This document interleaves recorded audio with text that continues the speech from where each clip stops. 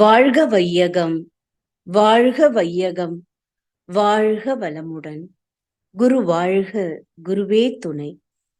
தியானமே யோகம், யோகமே ஞானம். தமிழ் ஆனந்த யோகம். வாழ்க வளமுடன். தமிழ் ஆனந்த யோகத்தின் இன்றைய சிந்தனை துளி ஐம்புலன் அடக்கம். மனத்தின் அலை இயக்கம் தூங்கும் நேரம் போக மற்ற நேரங்களிலும் இயங்கிக் கொண்டே இருக்கிறது. பிறந்த நாள் முதல் இறக்கும் வரையில் அதன் இயக்கம் தொடர்ந்து நடைபெறுகிறது. மனமற்று இருக்க வேண்டும் என்றும் நினைத்தால் அது அறியாமை. மனத்தை நிறுத்திவிட வேண்டும் என்று நினைப்பதை விட அதை நல்ல முறையிலே பழக்கிவிட வேண்டும் என்று நினைக்கலாம்.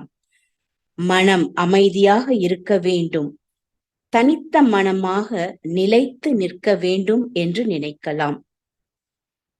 அஞ்சும் அடக்கு அடக்கு என்பர் அறிவிலர். அஞ்சும் அடக்கும் அமரரும் அங்கு இல்லை. அஞ்சும் அடக்கின் அசேதனம் என்று இட்டு அஞ்சும் அடக்கா அறிவறிந்தேனே. ஐம்புலன்களை அடக்கு அடக்கு என்று சொல்பவர்கள் அறிவு இல்லாதவர்கள். 5 இந்திரியங்களை அடக்கி வாழ் என்பர் அறிவிலார். ஐம்புலன்களை அடக்கும் அறிவு யாருக்கும் இல்லை. ஐம்புலன்களை அடக்கினால் அது அறிவில்லாத்தனம் என்று அறிந்து 5ம் அடக்காமல் அவைகளை முறைப்படுத்திக் கொள்ளும் மெய் அறிவினை உணர்ந்து கொண்டேனே என்று திருமூலர் கூறுகின்றார். மனம் துரியத்தில் செயல்படும் போது நிலைப்பேற்று நிலை என்றும், துரியாதீதத்தில் வருகிற போது நிறைப்பேற்று நிலை என்றும் சொல்கிறோம். துரியாதீதத்தில் மனம் நிறைநிலை அடையும். இந்த தவங்கள் சித்தியாகும் போது தனித்த மனமாக நிற்கும் நிலையினை அடையலாம். நாம் அவ்வாறு தவம் செய்து பழகி பழகி மனதை சாதாரண உலகப் பொருள்களிலிருந்தும் உயிர் உறவுகளில் இருந்தும் விடுபடச் செய்து உயிருக்கு கொண்டு வந்து பிறகு உயிரிலிருந்து மூலமாகிய இறைவழியுடன் இணைத்து அந்த இணைப்பிலேயே நிலையாக நிற்க பழக வேண்டும். அங்கே தனித்த மனமாக நிலையாக நிற்க முடியும். அதுதான் உண்மையான தவம், யோகம் என்பதும் அதுவே ஆகும். இதனைத்தான் நமது தமிழ் ஆனந்த யோகத்தில் தியானமே யோகம், யோகமே ஞானம் என்ற ஸ்லோகமாக மந்திர சொல்லாக கூறிக்கொண்டு இருக்கிறோம். இறை ஞான ஆசிரியர் நன்மணி ஐயா அவர்களுக்கு நன்றிகள். வாழ்க வளமுடன் ஐயா. வாழ்க வளமுடன். தியானமே யோகம், யோகமே ஞானம். தமிழ் ஆனந்த யோகம். வாழ்க வளமுடன். இன்றைய சிந்தனை துளிகள் வாசித்த அம்மா அவர்களுக்கு நன்றி. ஐம்புலன் அடக்கம். இந்த அடக்கம் என்ற வார்த்தை வள்ளுவத்திலே ஒரு இடத்தில் கூறப்படுகிறது. அடக்கம் அமர் அருள் உய்க்கும், அடங்காமை ஆறிருள் உய்த்துவிடும். இப்ப அந்த அடக்கம் என்று ஒரு வார்த்தை இருக்கிறது. இப்போ அடக்கமாக இருப்பது என்பது அங்கு சொல்லப்படுகிறது. இப்போ சாதாரண உலக இயல் வாழ்க்கையிலே ஏன்பா ரொம்ப இப்படி அடங்காம அலைகிற அப்படின்னு சொல்றாங்க. அடங்காமல் அலைகிறாய். இப்போ இந்த அடக்கம், அடங்காமை இப்படியெல்லாம் வார்த்தைகள் சாதாரணமாக பயன்படுத்துகிறோம். இப்போ இதில் ஐம்புலன் அடக்கம். இப்போ இந்த அடங்குதல் என்பது எதில் அடங்குதல் என்று இப்ப புற வாழ்க்கையை எடுத்து நம்ம பார்த்தோம்னா, ஒவ்வொரு மனிதனும் ஒவ்வொரு நிலையில் ஏதோ ஒரு வாழ்க்கை வாழ்ந்து கொண்டிருக்கிறான். அப்ப அந்த ஒவ்வொன்றுக்கும் தனித்தனியாக இதிலிருந்து கொஞ்சம் அடங்கியிரு, கொஞ்சம் அடக்கமாயிரு அப்படின்னு பல வகையான அடக்கங்களை நாம் சொல்ல முடியும். எல்லா செயல்களையும், ஒவ்வொரு செயல்களையும் தனித்தனியாக எடுத்து கூட அதில் கொஞ்சம் அடங்கியிரு என்று சொல்ல முடியும். அப்படி என்றால் அந்த அடங்காமை என்பது எத்தனையோ ஆயிரக்கணக்கான வகையில் இந்த புறத்தில் நமக்கு தெரியும்.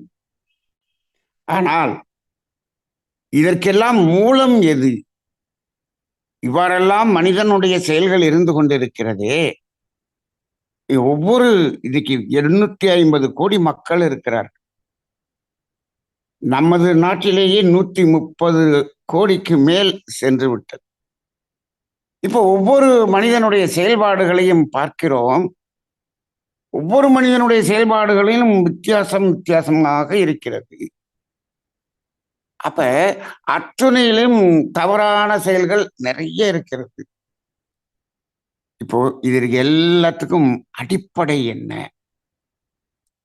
அங்க மூலம் என்ன என்று பார்த்தால், இந்த புலன் வழியாக பொருளோடும் உறவுகளோடும் தொடர்பு கொண்டு அனுபவித்த அந்த அனுபவ மயக்கம்தான் இந்த அடங்காமை. அதன் வழியாகத்தான் ஓடுகிறான், புலன் மூலமாகத்தான் ஓடுகிறான். இன்னும் இந்த புலன் வழியாக இன்னும் அதை அதிகமாக அனுபவிக்க வேண்டும் என்று ஒரு மயக்கத்தில் ஓடுகின்றான். அனுபவிக்க வேண்டும் என்று ஓடினால் கூட பரவாயில்லை. இவன் வாழ்நாள் முழுவதும் அனுபவிப்பதற்கு, புலன் மூலமாக அனுபவிப்பதற்கான அத்தனை பொருள்களும் வைத்திருந்தாலும், 120 ஆண்டுகள் இருந்தால் கூட புலன் மூலமாக அனுபவிப்பதற்கு அவன் பொருள்களை சேர்த்து விட்டான் என்று வைத்துக் கொள்ளுங்கள். அதன் பிறகும் ஓடுகிறான், இன்னும் அதிகமாக தேடுகிறான். என்ன அப்படின்னு சொன்னோம்னா, இது எல்லாத்தையும் புலன் மூலமாக அனுபவிப்பதற்கு, அதாவது எதிர்காலத்தில் அனுபவிப்பதற்கு இப்பொழுது சேர்த்து வைக்கின்றார். இப்பொழுதெல்லாம் புலன் மூலமாக அனுபவிப்பதற்கு பொருள் தேடுதல் என்பது கூட குறைவாக இருக்கிறார்கள். அப்படி இருக்கக்கூடிய மனிதர்களும் இருக்கிறார்கள். ஆனால் அது எதிர்காலத்தில் அனுபவிப்பதற்காக தேடுதல் என்ற ஒரு நிலைக்கு வந்தவர்கள் தான் இன்று அதிகமாக துன்பத்தை கொடுக்கக்கூடியவர்களாக இருக்கிறார்கள் சமுதாயத்தில். இப்போ தனது பேரனுடைய புலன் வழியாக அனுபவிப்பதற்கு இப்பொழுதே அதை எடுத்து வைத்துக் கொள்வது எந்த அளவுக்கு உச்சத்தில் சென்று விட்டது இந்த மயக்கம் என்பது பாருங்கள். இது தொடங்கிய இடம் எது என்று சொன்னால், இந்த 5 புலன்கள் மூலமாக அனுபவித்த அந்த அனுபவம், அதாவது அந்த அனுபவத்திலே இவன் எப்படி தவறாக உணர்ந்து கொண்டான் என்றால், அதில் கிடைத்த அந்த அனுபவம் இந்த பொருள்களின் மூலமாகத்தான் கிடைத்தது. இந்த பொருள்கள் தான் அதை எனக்கு கொடுத்தது,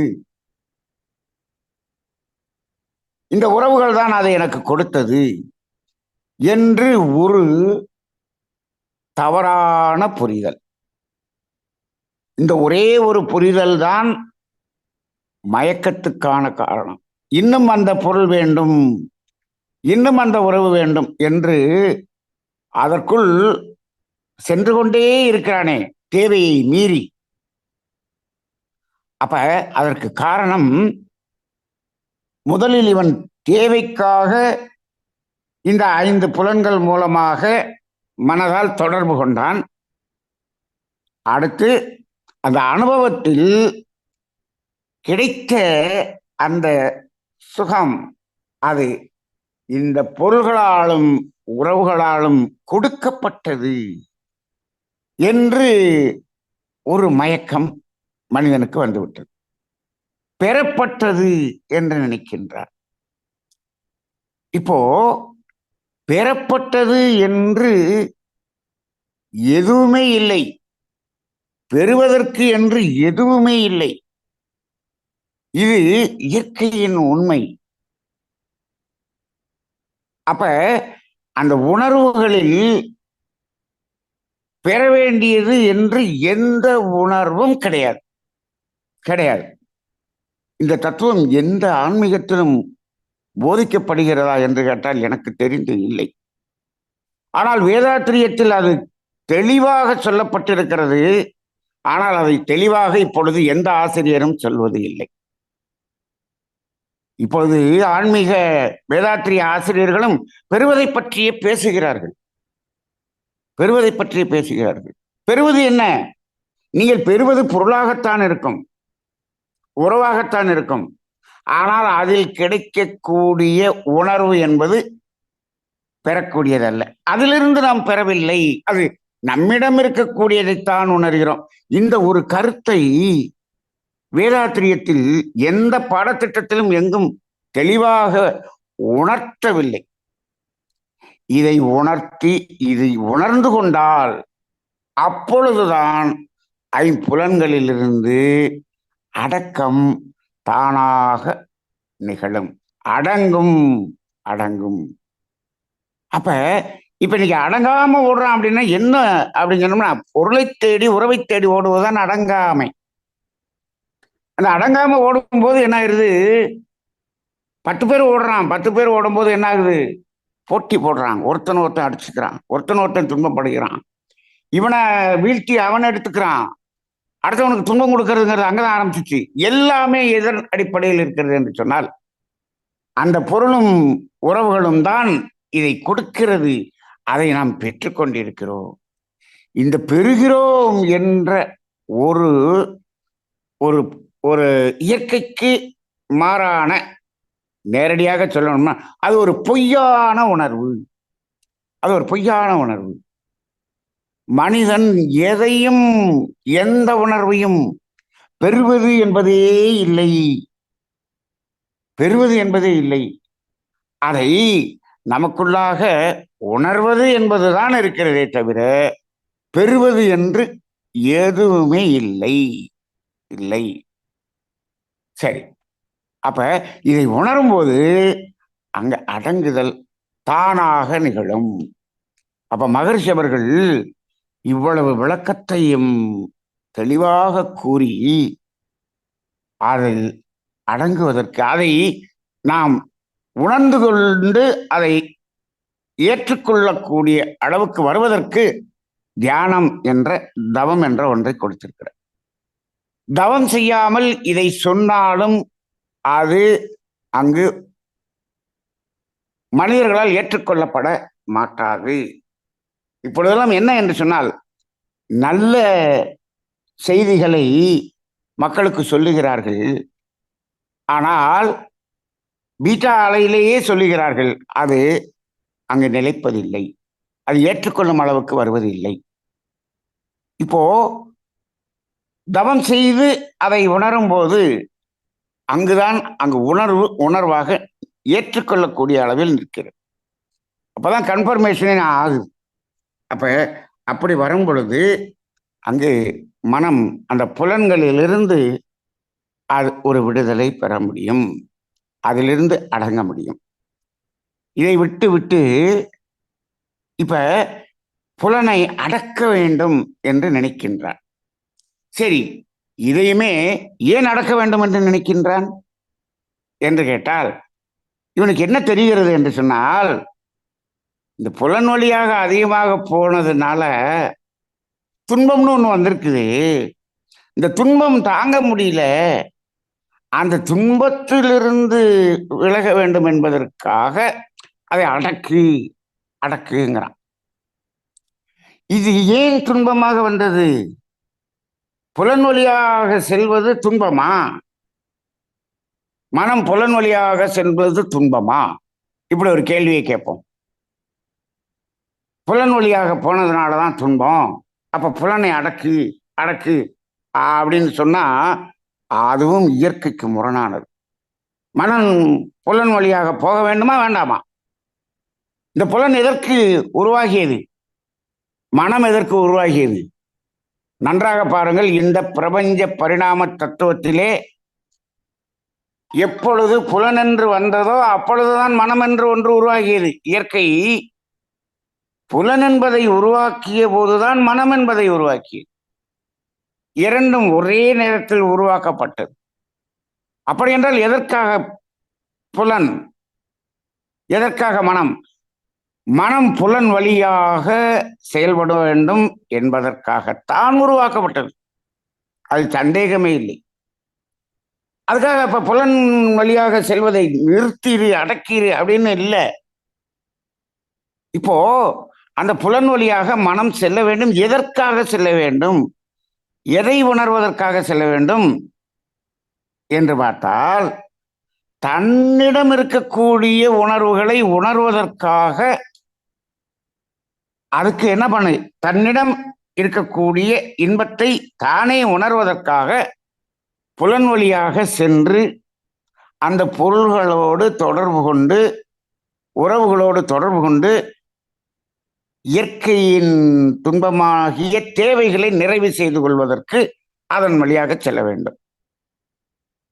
அப்படி அந்த துன்பம் நீங்கிய இடத்தில் என்ன உணர்கிறோம்? இன்பத்தை உணர்கிறோம். இந்த இன்பத்தை எங்கு உணர்கிறோம்? எனக்குள்ளாக இருக்கக்கூடிய இன்பத்தை நான் உணர்கிறேன். இந்த இடம் யாருக்குமே தெரியல, யாருக்குமே தெரியல, சொல்லல. இது அடிப்படையாக சொல்லப்பட வேண்டியிருக்கு. ஒரு குழந்தையை பெற்றுட்டோம் அப்படின்னு சொன்னோம்னா, இந்த தத்துவம் தெரிஞ்சு சொல்றதுக்கு அந்த அறிவு உனக்கு இருந்தால் குழந்தையை பெற்றுக்க, இல்லாட்டி குழந்தையை பெற்றுக்காத. ஒரு குழந்தையை பெற்று வளர்த்துறோம். அந்த குழந்தை பிறந்து வளருது. அதுக்கு பிறந்த உடனே இந்த 5 புலனை எப்படி யூஸ் பண்றதுன்னு தாய்மாமனை வச்சு சொல்லி கொடுக்குறோமே. இந்த புலன் வழியாக எப்படி செலவு பண்ணணும், எதுக்கு செலவு பண்ணணும், அதுல என்ன உணர்கிறோம், அதை வெளியில உணர்றோமா, உள்ள உணர்கிறோமா, அது அந்த பொருள் கொடுக்குதா, இதை கொடுக்குதா? தாய்மாமன் தேனை தொட்டு நாக்கில் வைக்கும்போது, இந்த நாக்கில் வச்சிடறப்பா அது அந்த இனிப்பு சுவைங்கிறது உனக்குள்ள இருக்கிறதா உணர்றேன்னு தாய்மாமன் சொல்லணும்ல. இந்த சமுதாயம் எதுவுமே இல்லாத, அறிவில்லாத சமுதாயமாக இருக்குது. இயற்கை அறிவே இல்லை, இயற்கை அறிவே இல்லை.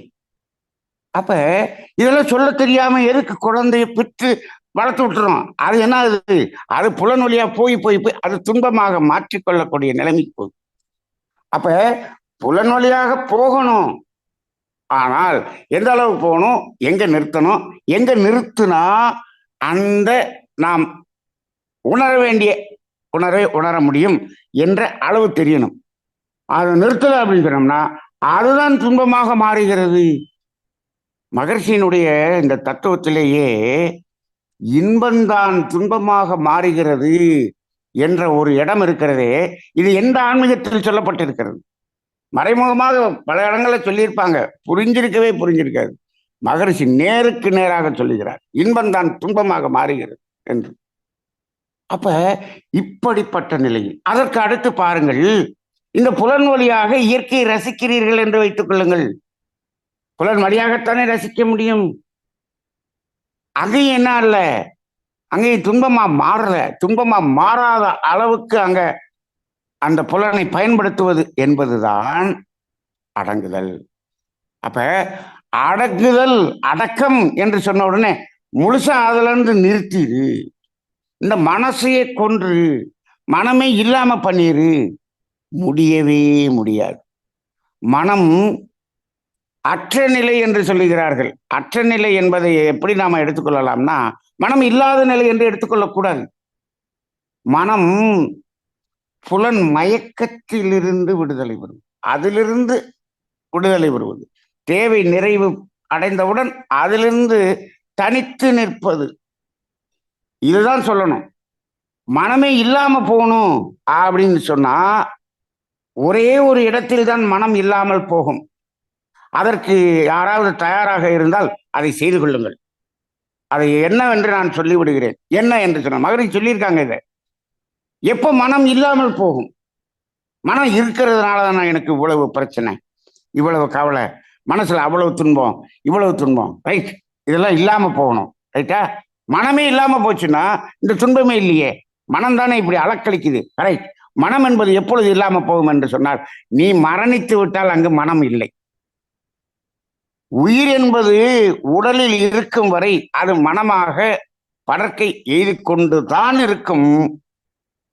அது உடலை விட்டு உயிர் பிரிந்து விட்டால் அந்த தனியா நிக்கிற உயிர் இருக்குதே, அந்த உயிர்ல மனம் கிடையாது. மனதை இல்லாம ஆக்கணும்னா நீ செத்து போகணும். இதுதான் உண்மை. இது எங்க மகரிஷி சொல்லியிருக்காரு? இப்படின்னு சொல்லியிருக்காரா? அவர் எப்படித்தான் எல்லாத்தையும் அந்த வார்த்தையை போட்டு அப்படியே தான் சொல்லணும்னா நமக்கு எங்க போச்சு சிந்தனை? நம்மளை சிந்தனையாளர் நம்ம நம்ம நம்ம சிந்திக்கிறதே இல்லையே. அவர் என்ன சொல்லியிருக்கிறார்? பீட்டா அலை, ஆல்பா அலை, தீட்டா அலை, டெல்டா அலைன்னு சொல்லிட்டாரு. டெல்டா அலையில என்ன சொல்லியிருக்காரு? 1:3 அப்படின்னு சொல்லியிருக்காரா? 1:3. ஏன் 1:3? 0:3 சொல்ல வேண்டியதானே? 1க்கு கீழே வந்தா 0ன்னு ஒண்ணு இருக்கு இல்லையா? ஏன் 0:3 சொல்லல? ஏன் 1:3 சொன்னாரு? அந்த 1ஓட நிறுத்தினாரு, 0க்கு போல. 0க்கு நீ எப்ப போகுதோ மனம், அப்ப நீ செத்து போயிடுவ, மரணித்து விடுவாய். அந்த 0 போனா மரணம், அங்க 0க்கு போறதில்ல. அப்ப அந்த துரியாதீதத்தினுடைய அந்த இறை உணர்வு நிலை கூட 1:3, அந்த 1ல தான் நிக்க சொல்றாரு. அங்கும் மனம் இருக்கிறது, ஒரு ஃப்ரீக்குவன்சியில மனம் இருக்கிறது. அப்ப அந்த நிலை வரைக்கும் போலாம்னு சொல்லி இருக்கிறாரு. அப்ப மனம் இல்லாமல் ஆக முடியாது. ஆனால் மனதை என்ன செய்யலாம் என்று சொன்னால், தேவையின் அளவில் நிறுத்தி கொண்டு மனதை தனித்த மனமாக நிறுத்திக்கொள். இந்த தனித்த மனமாக நிறுத்திக் கொள்வதற்குத்தான் அதுக்குதான் 6வது அறிவு இல்லை. தனித்த மனமாக நிற்பதுதான் 6வது அறிவு. தனித்த மனம் என்பதுதான் 6வது அறிவு. அப்ப தனித்த மனம், நான் யார் என்பதில் நாம் உணர்கிறோம். நான் யார் என்பதை உணர்ந்து உணர்ந்து உணர்ந்து உள்ள போறோம். கடைசியாக நான் என்பது அறிவாகிய தெய்வம் என்று சொல்லுகிறோமே, உணர்கிறோமே, அதை உணர்வது அந்த தனித்த மனம். நான் அறிவாகிய தெய்வம் அப்படின்னு நீங்க சொல்லிட்டீங்கன்னா, அல்ல அறிவாகவே மாறிட்டீங்கன்னா, நான் அறிவாகிய தெய்வம்ங்கிறத உங்களால் உணர முடியாது. நான் யார் என்ற ஆத்ம விசாரணை செய்கிறோம் என்று சொல்லுகிறவர்கள் ஆத்ம விசாரணையில் நான் அந்த ஆத்மஸ்வரூபமாகிய தெய்வம்னு சொல்றாங்களே, அந்த தெய்வமாக ஆகிவிட்டீர்கள் என்று சொன்னால் நான் ஆத்மஸ்வரூபமாகிய தெய்வம் என்று உங்களால் உணர முடியாது. அதை உணர்வதற்கு ஒரு மனம் வேண்டும். அப்ப அந்த இடத்துல நான் ஆத்மஸ்வரூபமாகிய அறிவாகிய தெய்வம் என்பதை உணரக்கூடிய இடம் இருக்கிறது. அந்த இடத்தில் தனித்த மனம் என்று ஒன்று இருக்கிறது. அவர்கள் கூட என்ன சொல்கிறார்? மனமே இல்லாமல் போய்விட்டது, நினைவுகளை கழித்து விட்டால் அங்கே மனம் என்று ஒன்று இல்லை என்று சொல்கிறார்கள். மனம் என்று ஒன்று இல்லை என்று சொன்னால் நீங்கள் செய்த அந்த ஆத்ம, அதாவது நம்ம என்ன செய்கிறோம்? அந்த தன் நிலை உணர்வதற்காக, நான் என்பதை உணர்வதற்காக செய்கிற அந்த பயிற்சியும் முழுமையடையாது. அங்கும் மனம் இருக்க வேண்டும். அப்ப அந்த இடத்துல மனம் இல்லாமல் போவது என்பதே கிடையாது. அதனால இதை மனதை அடக்கு என்பது அறிவில்லாத நிலை என்று திருமூலருடைய பாடலும் இங்கு குறிப்பிடப்பட்டிருக்கிறது. மகரிஷியும் சொல்லியிருக்கிறார், மனதை அடக்க முயன்றால் அலையும், அறிய முயன்றால் அடங்கும் என்று சொல்லியிருக்கிறார். அப்ப அதை அடக்கக்கூடாது, அடங்கும் என்று சொல்லியிருக்கிறார். ஆக ஆசையை அறவே ஒழிக்க வேண்டும் அப்படின்னு சொன்னா ஒழிக்க முடியாது. ஆசை அதுவாக ஒழியணும். அது அதுவாக நடக்கணும். அப்ப என்ன பண்ணணும்? அந்த அறிதல் என்று வந்தால் போதும்.